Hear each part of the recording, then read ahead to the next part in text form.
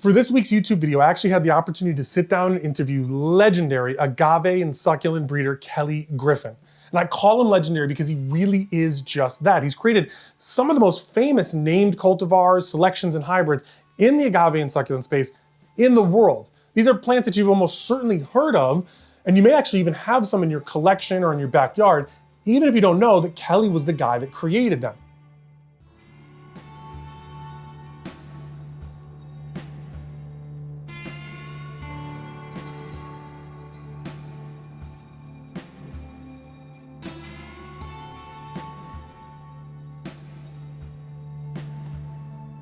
Hello, everybody.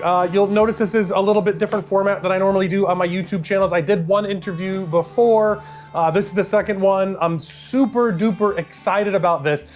And one of the reasons that I'm most excited about this is because when I was a little kid, and I told Kelly that this story a little while ago, when I was a little kid, the first thing I wanted to be when I grew up was a plant breeder. Like, this was the thing that I would run around at like 8 or 10 years old. I'm gonna be a plant breeder. When I first learned about like grafting and Mendeleev squares or whatever, the guy that did the monk that did the pea breeding, I became obsessed with the stuff. I used to read encyclopedias on it, and as a little kid, and it was the first thing that I wanted to do.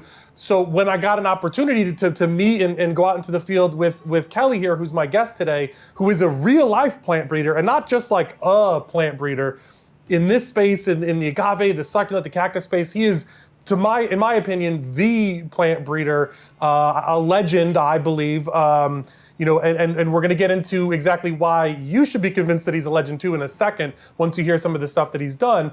But I'm gonna let him sort of explain his background a little bit. So that's my first question for you, Kelly, is can you explain your background a little? How did you get into, you're living my dream as a little kid. How did you actually get into plant breeding? Well, you know, you discover plants in some fashion or way, and they either really strike you or they don't. And I was really super young when I got into plants. I think it was around 10 or 11. I got really interested in plants, and I saw lithops on the cover of a garden magazine. And of course, in those days, there wasn't much detail given about the lithops or how to grow them or anything, but it was an article written by a gentleman that was probably the world authority, at least in the United States, on them at the time. And so this is going back many decades. But anyway, as a young kid, I wrote to him, and he sent me some lithops, and I grew them, and I just was fascinated with plants from then on. And I ended up, my first job was working at a landscape nursery near and dear to Los Angeles called Nurseryland. So that was my first job, and I really was intrigued by it. I went to the Huntington and was even more intrigued, Huntington Botanical Gardens. So I knew I liked plants a lot, and how that translated into breeding and growing was, I was doing it as kind of a backyard hobbyist for years, thinking I couldn't possibly make a living off of growing plants. And at the time, I was teaching scuba diving. I was a scuba instructor and dive shop manager. But I had all these plants. Any square space in my backyard was just absolutely just covered in plants and seedlings. And at the time, we could get seeds from New Mexico Cactus Research and from Mesa Garden. And I just grew everything I could. And I way too obsessed, as most people that are into plants can tell you, it does get that way. And at one point, I started doing trips to Mexico to look at cactus, and particularly agaves. I was interested in agaves and also echeverias. And at one point, Rancho Soledad nursery owner, Jerry Hunter, had noticed some of the plants I was bringing into cultivation from seed. And at the time, seed wasn't foreboding. You could do it. So he told me, next time I go on my trips to Mexico, come see him first. And basically that parlayed into a job working for Rancho Soledad as the assistant grower. And he was a real mentor in that aspect. He didn't do a lot of field work or going into the field, but he loved the fact that I was willing to do it and would go there, and made it happen. And that job stemmed into my present job, which is as a plant development manager at Altman Specialty Plants in Vista. And of course, we're nationwide. So it's been a good launching pad for come up with something neat and we make lots of it, it ends up, really is easily entering the market. So that's kind of how it went. But it is really interesting because my thrust was electrical engineering and applied physics, because I thought I needed to have a serious job. So Yep.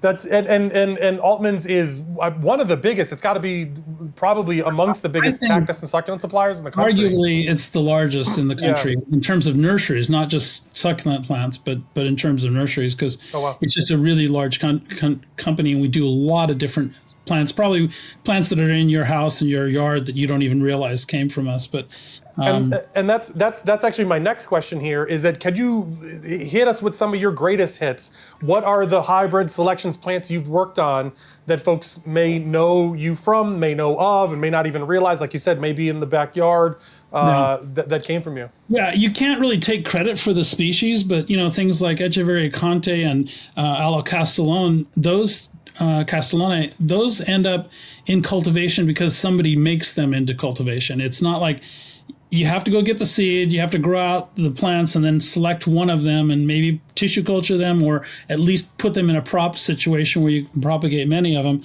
And so that was the thrust of my business at Rancho, was to get these really neat plants and get a few seed, not collecting plants in the wild, but get a few seed, get them going in cultivation, and then propagate them in a way that is incredibly sustainable, as tissue culture is. You can take a tip cutting and make as many plants as you want. So it's not like ripping plants off the hills and cliffs. But some of my other ones that start out with like Aloe Delta Lights and Aloe Christmas Sleigh and Krakatoa and those, and the agaves that I introduced, some were selections and some were hybrids. Some of the selections I've done are things, like Guiangola Moto Sierra with those big chunky black teeth, and some of the varieties like the Guiangola creme brulee that came out of a seed batch that was then tissue cultured, but also things like blue glow, snow glow, sun glow. The blue glow, I got to pause you on that one because you kind of bury the lead on that one. If I go into basically any Home Depot, Lowe's, probably the most common agave there, or one of the most common, is blue glow. Mm-hmm. Right, like that's absolutely enormous, and that's why I was saying, like, I'd let you explain a little bit, and that's legendary status to me, right? The idea that, well, it's neat to come up with something, to give it a name, and unfortunately we didn't patent it at the time. And had we done that, I think I'd probably be living a little higher on life.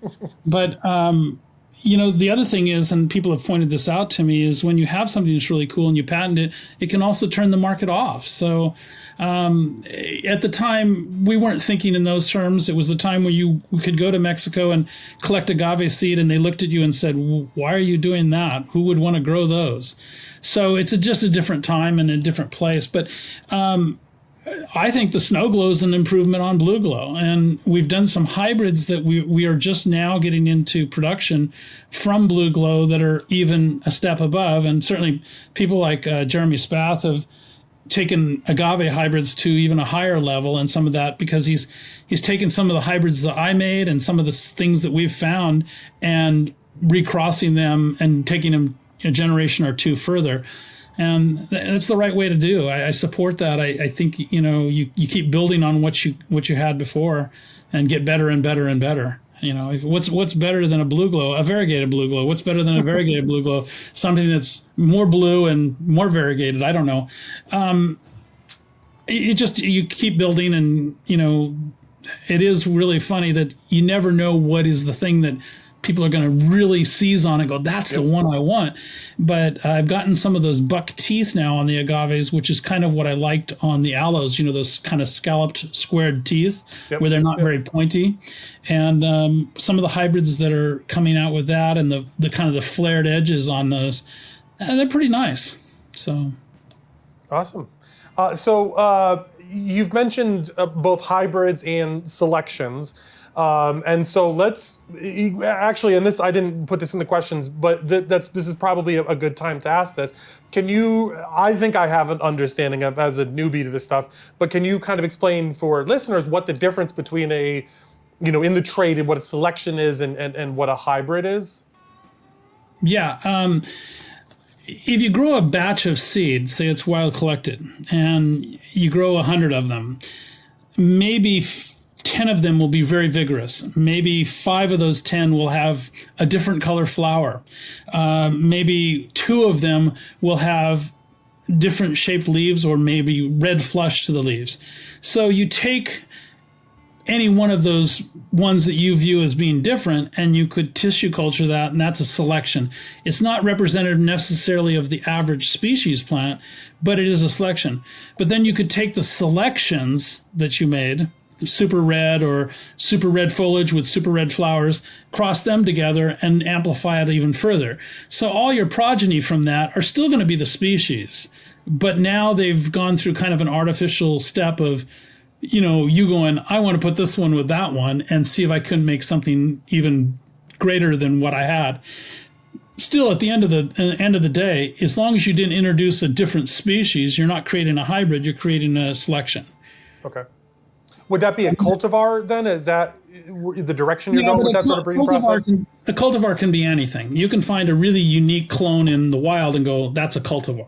So cultivar can come down anytime you decide to separate it out and give it a cultivar name. A hybrid is not so much that way, because you're creating a cross that wouldn't exist in the wild, and it's not just a cultivated variety, it's a hybrid. So, but we do often give them cultivar names, and that's what we do. We, agave species, cultivar, Moto Sierra, for instance, Agave Guiangola, CV, creme brulee, or Agave Guiangola subspecies Moto Sierra, that's giving it a cultivar name. And those both are selections of the species, because they represent the species. The flowers will be the same as the species. The foliage may look different, and the flower could look different, but in this case, they still are representative of the species.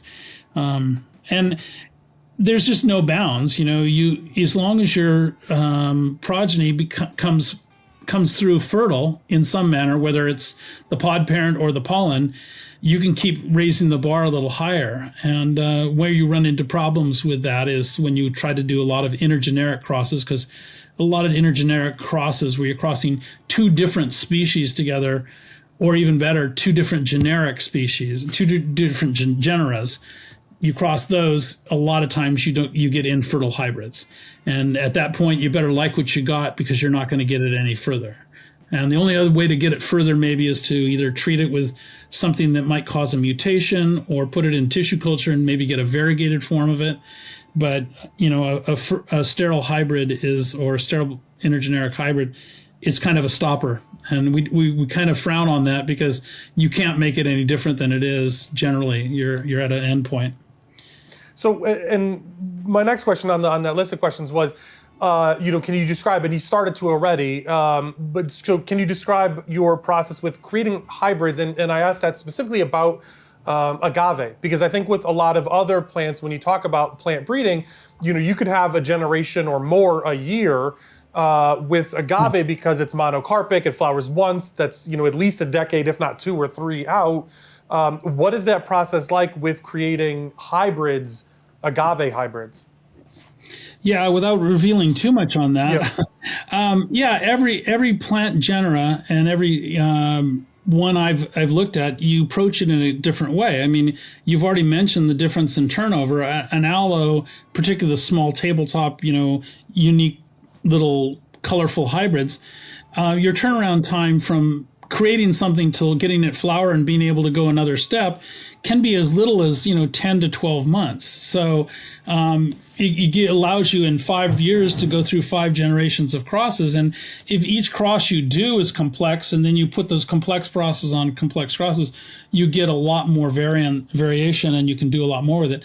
Agaves are a little more difficult because, one, ladders are generally involved. You have to get up there and get to the flower. Oftentimes we use a process where we freeze pollen. And the reason we freeze pollen is because we can put a lot of different species into kind of a cryogenic state. And then when one does bloom, we can create many crosses instead of just one. And in addition to that, we can take plants from separate areas, maybe even far away, and get the pollen there. Like one of my friends has something blooming in San Francisco. You can take a few anthers off, dry them out, and send them to me, and I can make a different hybrid here. But Jeremy and I actually worked together before, and we still work together on little mini projects. And I say, hey, I got this blooming. Do you have anything that I can use? And I'm looking for this pollen, and it's almost like trading Pokemon cards. It's like I want to make mine. But the caveat there is we generally, because we're good friends, we generally share in the coolness of what we end up developing. And I think there's a real camaraderie in people that have done the hybridizing work, because it's not as simple as people have said to me about hybridizing. Oh, anybody can put pollen on a stigma. And that's a true statement. Anybody can, but there's a lot of steps to it. And then you have to root out the ugly ones, and you have to capture the seed and make sure you know what you crossed, or you can just do it randomly and say it's just a hummingbird pollinated.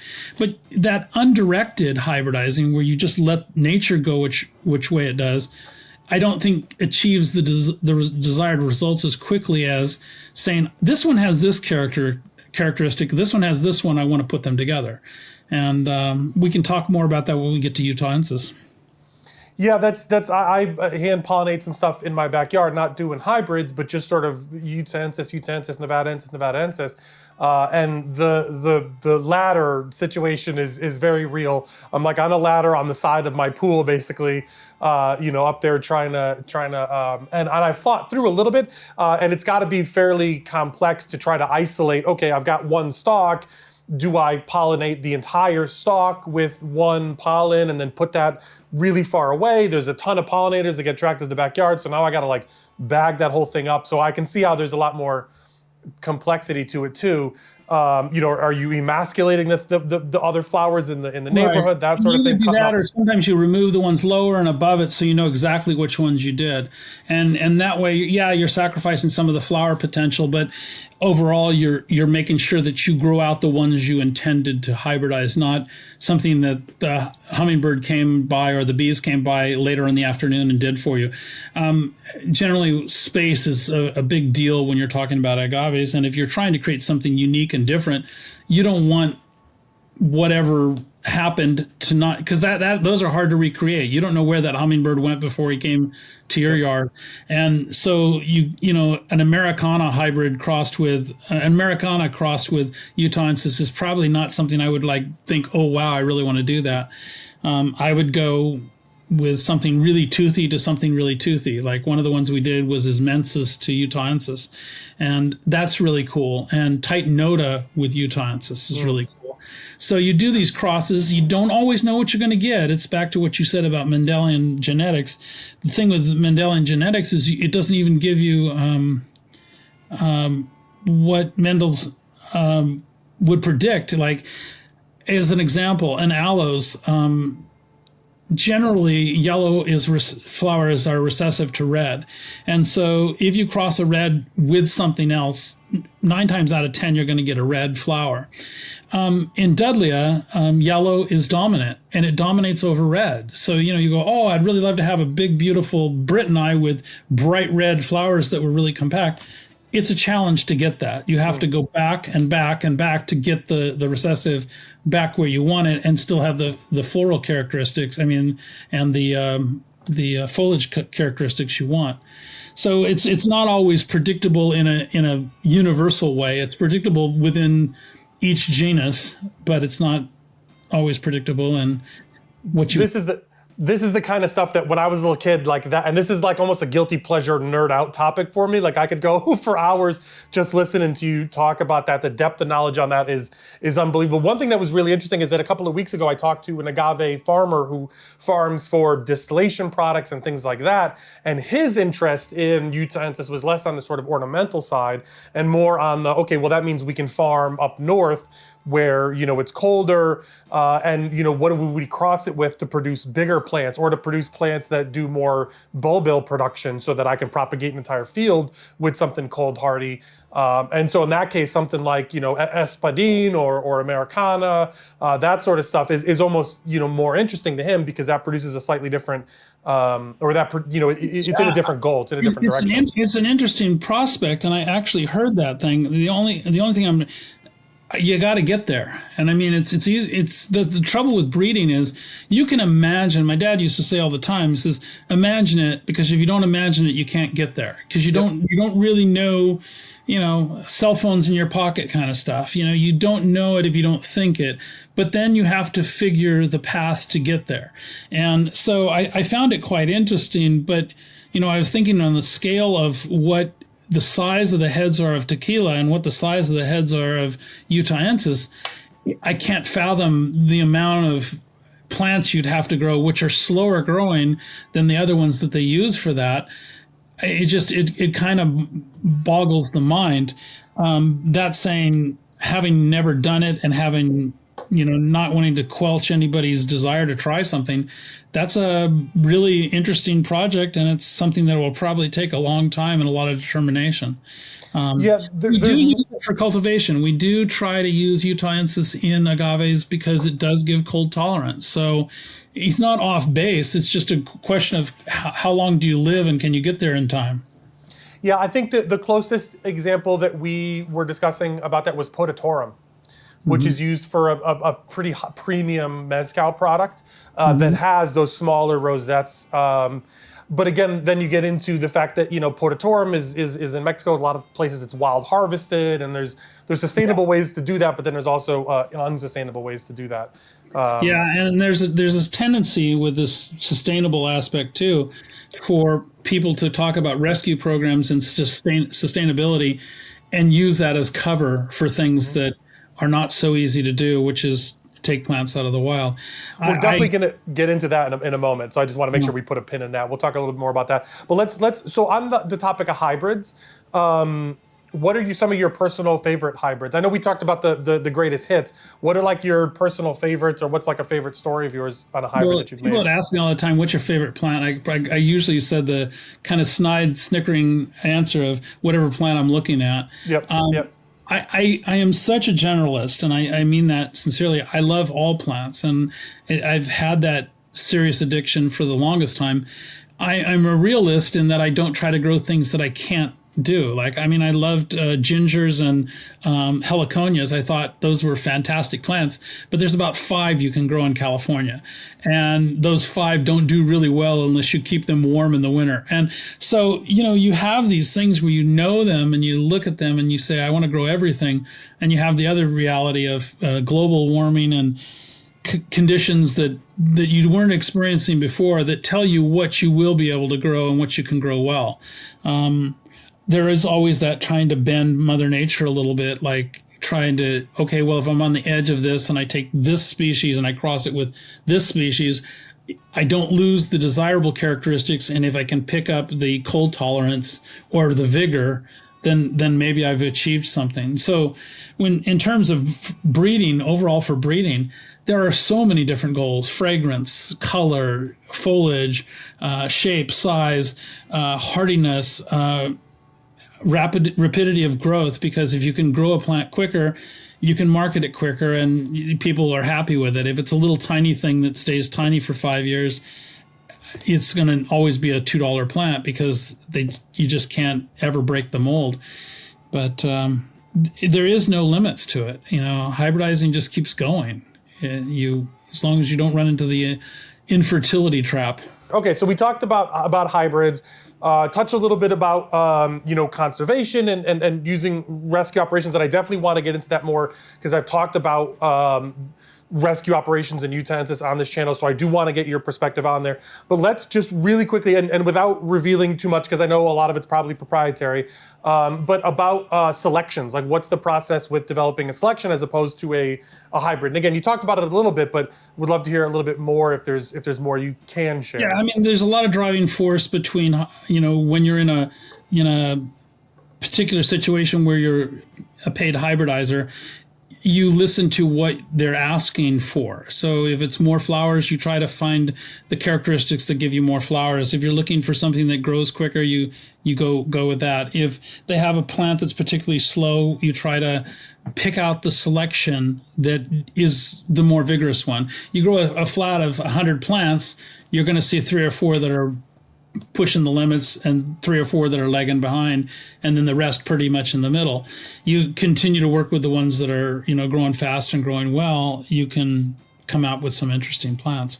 Although I did come out with a hybrid agave from Blue Glow batch, and at full size, it's about the size of a lima bean, and that's after about 5 years.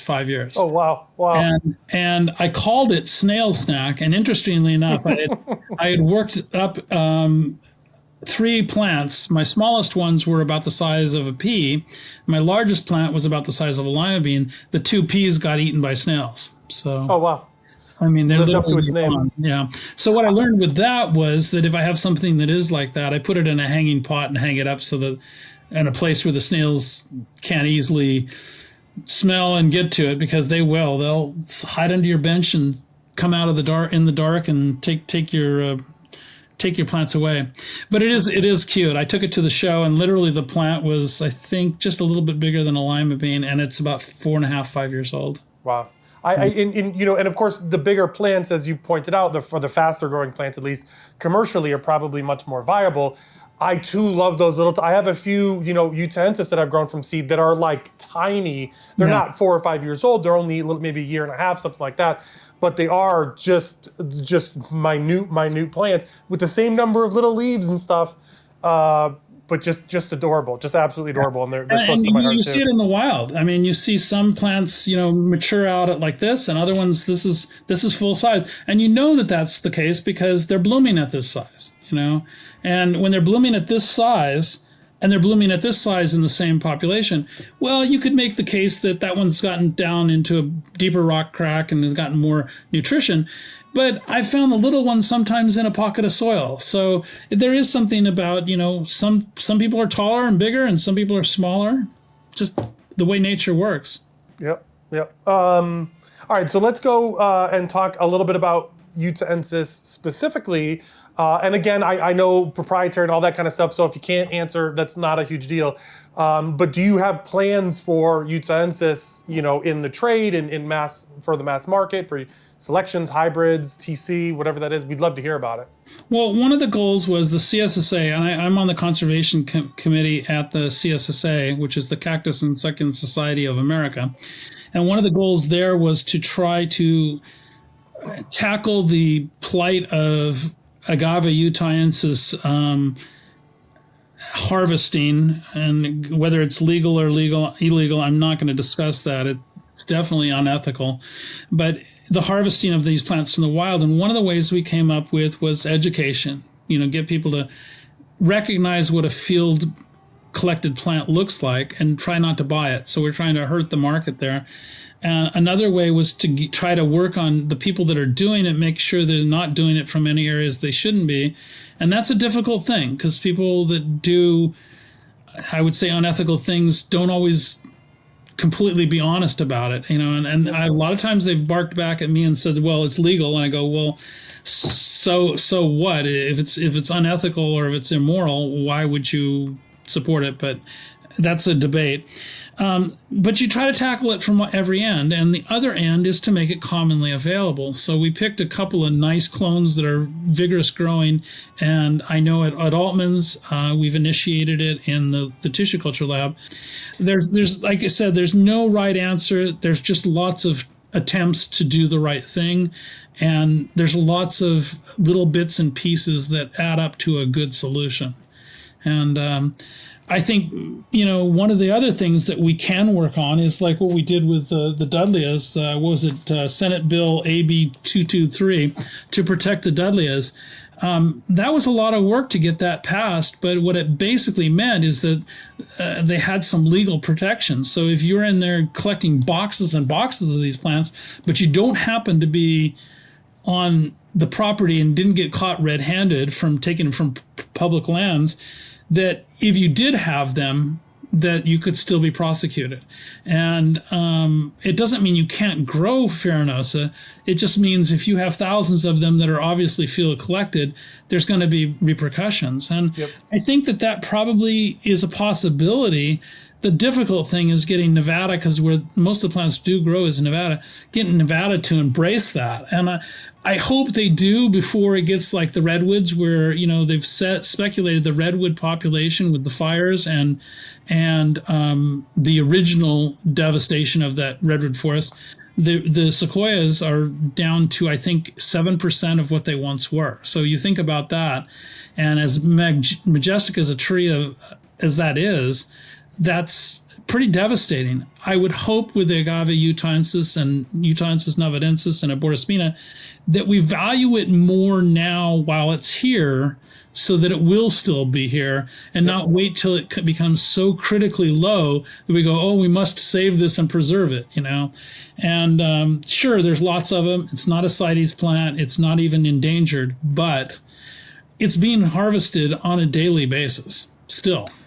Yeah, so I and you and I have talked about this a little bit. I posted on this channel basically two videos that discuss this. One was about sort of separating this idea of poaching and wild harvesting, because I think too many folks in the space get mixed up in that. And as you pointed out, there is legality and then there's ethics, right? And so particularly when we start throwing around words like poaching, that opens folks up to lawsuits, defamation lawsuits, things like that, which has a chilling effect on people who are simply trying to be ethical, right? And who are trying to do the right thing, but because there may be a, you know, quote unquote legal paper trail for certain plants, that, you know, makes calling them poaching. So that was one of the discussions that I had on the channel, was about, you know, there are rescue operations, and I would love to hear your take more on that in a second, but rescue operations that are sort of legally digging up plants. And actually, and we can talk about this offline a little bit more, there's a news story right now, big news story locally, about the land that many of these plants are coming from. It is like top of mind right now for a lot of Nevadans in a really, really bad way. So I think when it comes to trying to motivate Nevadans to protect these plants and to think about our public lands, right now might be a really interesting time to do that. And I don't want to, the only reason I'm not doing it now on the public thing is because I don't want to talk about where that land is specifically, which would just increase the potential threats for it. But so there's that poaching stuff, and I think we understand that's a legal thing, and there should be more legal protections. But on the the wild harvesting side, which may or may not be legal, maybe even be legal, is almost certainly unethical in the vast majority of cases. And you're right, I think, to point out that rescue operations, while there are certainly probably examples of legitimate rescue operations saving plants that would be destroyed, in too many cases, those plants are, those operations are using that rescue word as a cover for less ethical operations. And I think I call it the do good jingle over here while you're not watching what this guy's doing over here. Yeah, greenwashing. Yeah. Yeah, it's like, oh, well, I'm doing all this good work, so therefore I'm all good, and don't worry about this little part over here that's not so good. But again, you have to attack it from all aspects. You have to work on laws to protect them. You have to work on educating people to not buy them and to want to protect them. Even telling people when they see people harvesting, pull them over. I mean, I don't want people getting shot over this stuff, but when we go into the habitats where Dudley is, and people come up to me and ask me what I'm doing, and I'll say I'm just photographing, and they're genuinely concerned for the plants, and that's good. I always encourage them. I said, there's nothing wrong with asking people what they're doing, because if they're doing something bad, then we want to know about it. And if they're not, then you just have a nice conversation about it, and say, well, that's great that you're also looking out for these plants.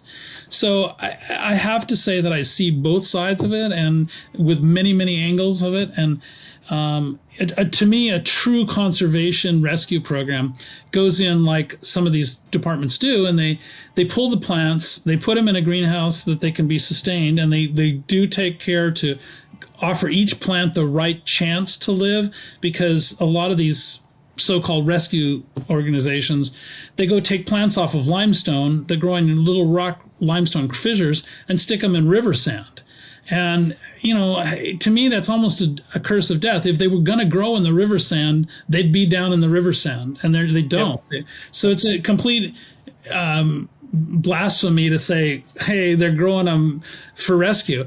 But a true rescue program comes in, lets the people build the road, build the houses, whatever, and then they come back and bring the plants back in and reestablish them. And to me, that's a rescue. I think this concept of rescuing them by farming them out and selling them for money for profit, it gets a little bit muddy. And when the rescue program is over, the plants still keep coming in. And you go, well, wait a second, this project's been done. Where are these new plants coming from? So yeah, I'm skeptical of rescue programs. There's some very, very good people that are working with departments of the state to make sure that these things are rescued and that they're cataloged and they're done the right way. And there are other people that are kind of hiding and taking cover under the concept of rescue.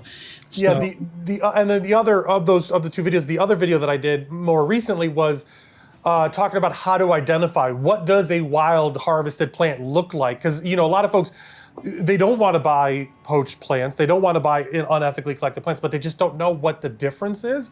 And so talking about, and there's compact growth, upright leaves, the yellow desiccated leaves on the outside. It's even easier than that. Generally, the websites won't have any identifying address on them. I mean, if you can't call them or talk to them, or they don't have a place you can go visit, they might not be doing such cool work. That's the thing. And a lot of these websites, they'll be selling 3 plants. That's it. That's the nursery. They have 3 plants. And interesting, all the pictures of them will be on a shelf and none of them have roots. So if you see that kind of activity, I'm not saying they're not doing it legally, but I am saying it's surely suspicious. If they're a nursery, then the plants will probably be in a pot in nursery soil, not in pumice, pure pumice, because you put them in pure pumice when you're trying to reestablish them after they've been torn from the wild.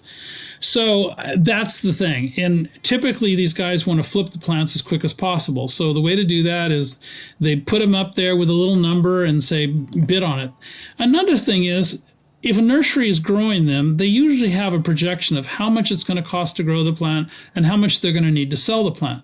So when you start seeing this item at 500, this item at 600, this item at 100, that's arbitrary, and they're doing that in order to profit off these things. And the reason the prices are so high is because they're taking a risk. They're probably jumping some loops. They're probably doing that. Now, I can't prove that, but I'm just saying it's things to be suspicious. And when you're suspicious of something, you should be wary. And that's what I would say. If it looks too good and it's too expensive, it probably is. That was the primary sort of indicator that I was talking about in that video of a wild collected plant was the roots being all chopped up, because there's just I post pictures of my seed grown plants and they got there's more roots than leaves on these Utahensis. They got these fibrous root systems that in the wild have spread out, close to the surface. And you see these. Uproot one of those and clean the roots, it's going to have the shape of the pot and it's going to have roots. So that's what I do. I mean, somebody that is just doing this for profit doesn't really worry about buying pots or buying soil, because that's not what they're about. They're not about growing the plant. They're not about getting it to you in a state that you can grow it on. They're about coming in and grabbing some profit, and that's really what it's about. And then, I know they would push back and say, oh yeah, that's what you say because you're at a nursery. And I go, but exactly the point, because I can take one meristem and make 1,000 of them and sell them, and they need to, each time they run out of inventory, go up to the hills and dig them out. So and on that side of another way to sort of a more, social or cultural way to determine if somebody's doing something ethically are they lying about some aspect of this, or are they obfuscating some aspect of it? And particularly when it comes to Utahensis, there are a ton of sellers. There's one big one that I know we could probably both think of that I'd rather not name, that lists clearly, probably not even all Nevadensis plants. Some of these are just subspecies Utahensis as Eborospina. Yeah. And Eborospina sells for a lot more. As well. Yeah. It sells faster and for more money. Yeah. And so if somebody's listing a plant as Eborospina, clearly lying about it. I mean, Gentry is very clear. It's 4-inch spines. You know, that's I think a big red flag, right? If they're lying about the label on the plant. They might not even be technically lying about it because they just don't know. I mean, and that just shows you how little they do know about the plant. And there's cases where they're well intentioned and they think they're doing okay, but a classic example of that nursery is that they literally go out to the river wash and dig the sand up and stick them in that. If you see stuff stuck in just river sand and it's a Utahensis or a Nevadensis or a Borospina, that's not the right substrate for the thing. It won't live in that long term. It's far too compact. The roots can't reestablish into something that hard. So it just shows you, and it could very well be innocent enough that they misname it because they just don't know any different. We can talk more about the differences and how you can tell the difference, and you can have a discussion about what makes a species and a subspecies, but they just don't know it well enough. So I don't think they're mislabeling intentionally. They just know that Borospina sells well, so that's the name they put on it. As a marketing person, I agree that in some cases you're absolutely right that they just might not know and they might have been sold the plant as Borospina. I do think there are very large examples of organizations that are knowingly labeling plants that were not sold to them as Borospina as Borospina. You could just because people are searching for Borospina, so if you just put Borospina in the tags like that. Well, so you remember when ITSE used to came out with rare cactus succulent plant, cactus succulent Astecium areocarpus, and they'd be selling an aloe. And there's a ton of that still in Utahensis. You go, well, okay, we know why they put that on there because under a search, that's what's going to come up. And so they're not going to put the exact variety, particularly if it's one of the more obscure ones like Kybabensis or something like that, because it won't come up in a search and they wouldn't be able to sell their product. So that's and you did a great segue into the whole taxonomy of Utahensis, and I think that's another really interesting topic. And so that's kind of my last question here on this list is about the taxonomy of the sub-varieties, the subtaxa of Utahensis. And just as an overview for people listening, there's subspecies according to Gentry, there's subspecies Utahensis, subspecies Kybabensis, and then underneath subspecies Utahensis, he lists variety Nevadensis and variety Borospina. There are more recent taxonomies. One that I've read that says that Borospina and Nevadensis are simply dwarf forms, which I guess the taxonomy would be Forma Utahensis, Forma Borospina. And then I've seen even more recent that actually lists Borospina and Nevadensis as their own subspecies. And I've talked a little bit about how I feel about this stuff. I'm a newbie though, and taxonomy is one of those like super deep, really nerdy topics. I don't know left or right of you, but I didn't hear what you said, so it's hard for me to go. Where am I going to come down on this? The current taxonomy for most plants, everybody wants to describe it as a species. And the reason is pretty simple, because if somebody later wants to elevate it to species, your name would have priority. So there's a tendency for everybody that's out there that's a so-called taxonomist is to describe everything they describe as a species.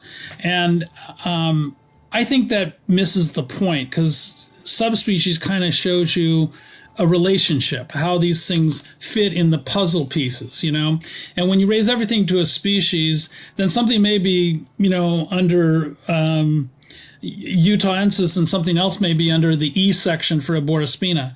So you wouldn't even know that there are maybe multiples of the same thing that are kind of closely related. For that reason, I like subspecies. But I know what the current taxonomic ranks are, and people just don't want to describe a subspecies. They want to describe a species. When you look at all the different populations, and there are many different populations, they're all relatively isolated. There's usually a flat plane between the populations and a limestone cap or a limestone kind of situation where they're kind of locked to it. So Sky Islands. Yes. So if you think of it in those terms, you're not getting a lot of the pollinators going across these vast plains. And if they do, they're not sharing much in terms of genetic material across these areas. So they do tend to stay fairly relatively isolated, and because of that, they develop characteristics that are fitting for their particular niche. Some of the ones that are on kind of beige limestone tend to grow more greeny beige, and the ones that are on the gray limestone tend to go more bluey gray. And they maintain those characteristics when you grow the seedlings outside of that environment. So clearly, millions of years of being pushed in that direction have had an effect on them. And it's up to, I guess, the particular taxonomist to decide when is that push great enough that it becomes a species. Generally, it's when they're isolated and separated and there are floral differences. The big problem with most of the Utahensis is there isn't a great deal of floral difference between all the populations. I'm sure that some are bigger plants and they have more robust flowers, but the proportions are still pretty much the same. So to me, they're all the same species, but they're all different subspecies. And I say all different, all the ones that you can look at. I've had other people arguing to me that all the same because they can find one leaf in one population that matches up with one leaf in another. But if the predominance of them can give you characteristics that it doesn't fit with the predominance of another, I think you've got different subspecies. And I, with very few failure, have had somebody just pull a leaf out and tell me which population it comes from, and I can usually tell because I've made those kind of observations. I think I've seen it in something like 26 places now. And I'm sure there are more populations that I have not been able to get to because they're a mountain removed or another hillside, and you can only walk so far in your life, at least so far. Maybe I'll get there at the end. But in terms of where I would fall on that, I think they're all different. And being a hybridizer and also a plant development manager, I notice the differences. I just don't think they're species-wise different. But definitely subspecies. I think you probably have one species with 5 different subspecies. And I could elaborate more on that. But there are a couple forms that Gentry didn't recognize because he just didn't go to all of them. So just super briefly, and this isn't, I'm a newbie to this, and taxonomy is super deep and extra, like beyond I kind of see it on more of a spectrum, but this is not like a strongly held belief of mine. I would defer to taxonomists, folks like yourself.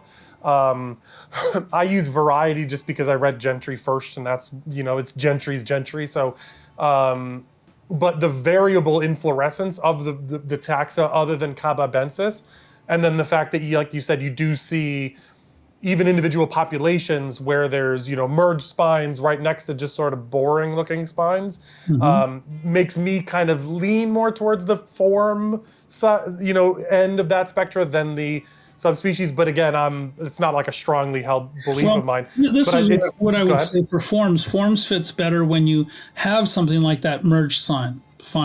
That merged spine one that we call the goat, that would be a form. That would be perfect for a form because it's not typical of the species, but it's a form of the species. On the other hand, subspecies might be a particular population on a particular mountain. And that doesn't mean that it's the only one there, because there are several populations where the plants seem pretty close.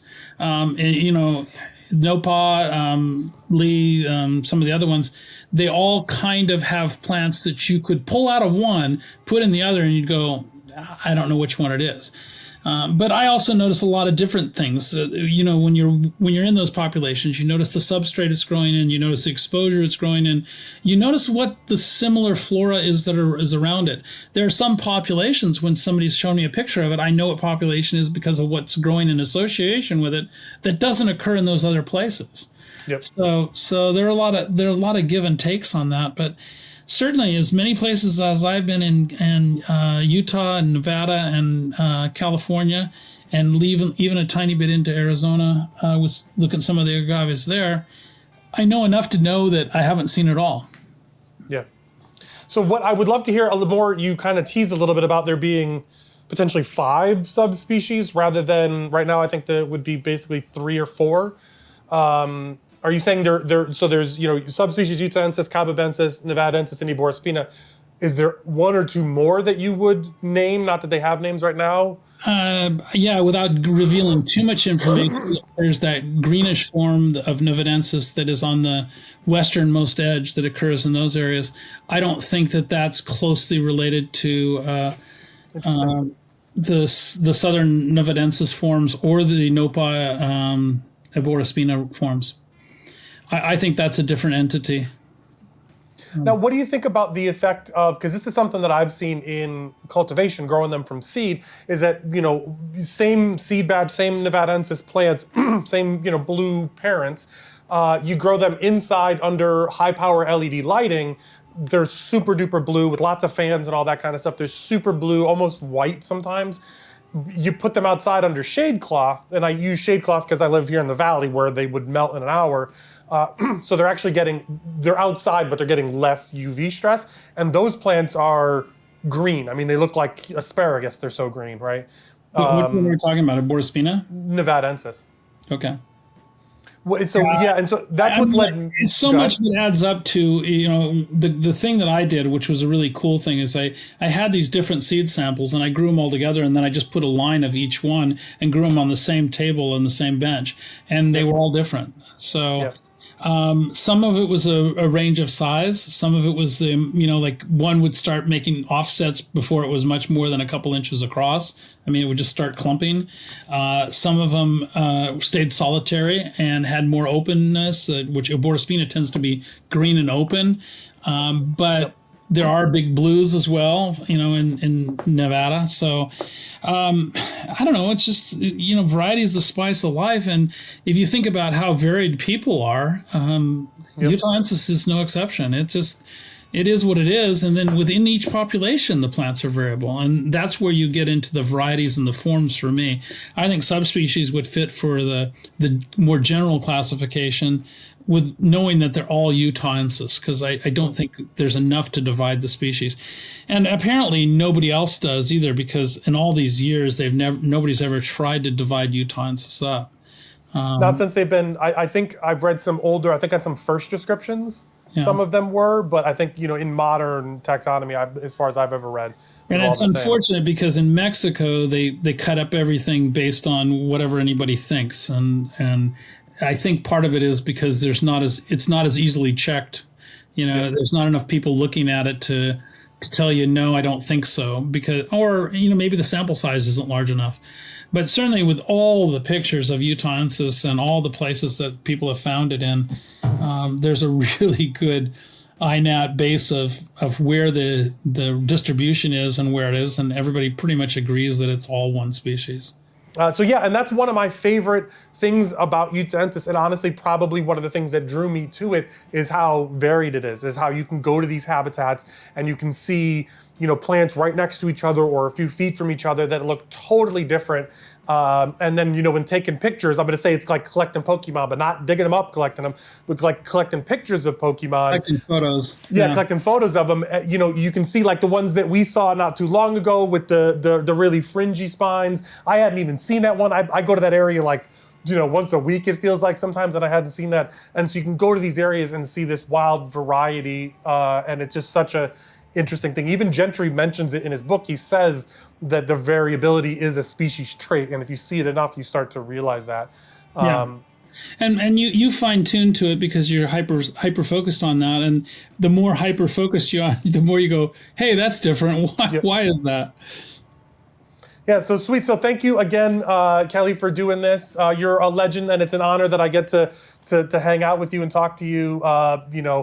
Your depth of knowledge, your history in the space, the things you developed are absolutely amazing. And we can see it behind you, but you've got a new book out about Dudley. It's not about agave. That's the other book that you wrote, which is behind that one. But tell everybody about this book, where they can get it, all that kind of stuff. I just helped them, the Agave's book. I mean, there's some pictures I took in it, but this is the new, it's going to be reversed, but this is the new Dudley book. Awesome. And it's 300 pages of glorious photos and lots of everything you want to know, but it's got about 1,000 photos in it, and just a really good work on it. It's about 30 years of my focus on it, plus lots of nice stuff from Jeremy, and wrapped it up with Jeff, putting it all together, and it's a good book. It's not perfect because you never get to that where you just go, everything's the way I wanted it, but there's a lot of nice things to be said about it. Awesome. And then where should folks look I to get would it? love them to contact me and ask me and DM me. Just drop in my box and I'll be happy to send them a copy. The shipping's really reasonable. The U.S. Postal Service is $7 within the U.S., even Hawaii, and shipping's only $3 in addition to that. So $10 shipping gets the book to your house, and I wrap it up and protect it so that it gets there safely. And I have soft covers for $49.95 plus tax, and hard covers are $69.95 plus tax, and soft covers are $49.95. Awesome. But if anybody just DMs me, I can send them all their information. They can Zelle or PayPal or whatever. And what's your Instagram account? I'll post it down in the description and all that. But Griffin 2000 KJ Griffin 9977. Awesome. And if you are following me, you can ask me. I'll point you to Kelly's Instagram as well. But again, thank you for doing this. This was super awesome. I know I learned a lot, and I could have geeked out and asked so many more questions about breeding and all that kind of stuff. But thank you very much. Well, I hope in the future we can go look for some more squigglies, because there's lots to be. Heck yeah! So, when it's a little warm out there right now. Maybe either next time the snow falls, or maybe the next time we get to some spring weather. And I'd like to have you out here as well. So absolutely, I look forward to it. Thank you, sir. Right. Take care.